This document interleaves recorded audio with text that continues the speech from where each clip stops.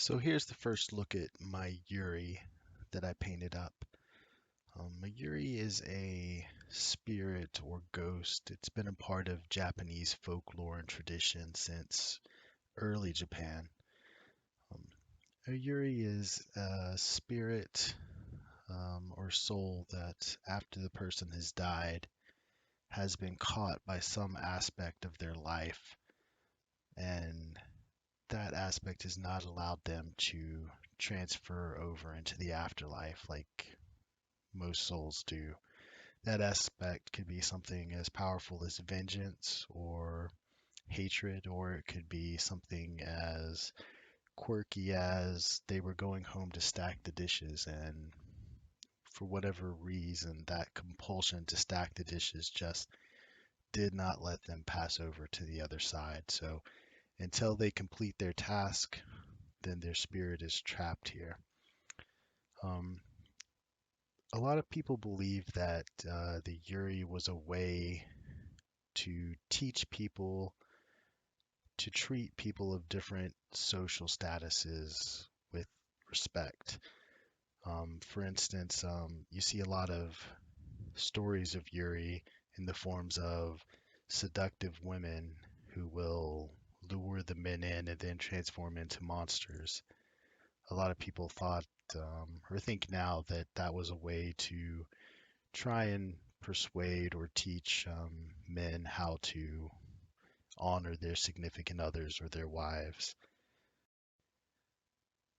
Not all Yuri took physical form. Some were in what we in America would consider a poltergeist form. So perhaps you had a Yuri whose mother would always get on to him about keeping the chairs pushed under the table. So when they died, that's the compulsion that they hung on to.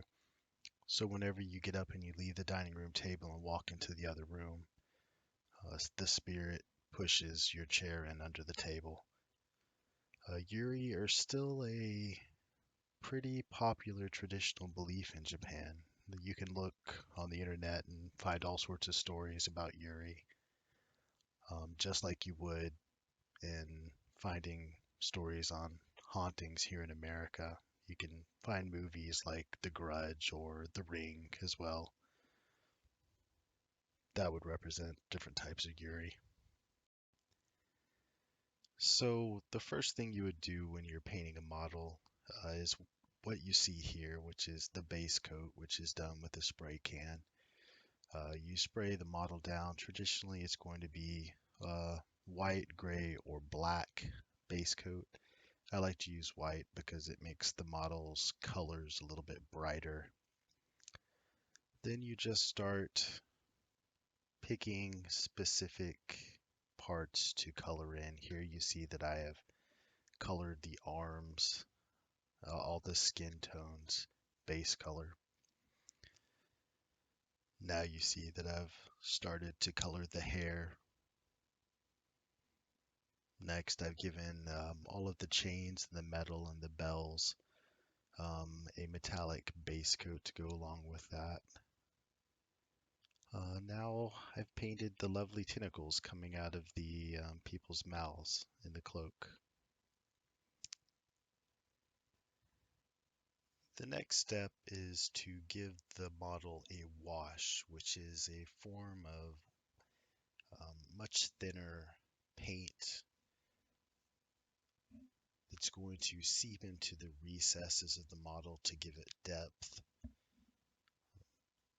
Then once you've done this, you can go back over and you can highlight the raised portions of the model to give shading and lighting effects.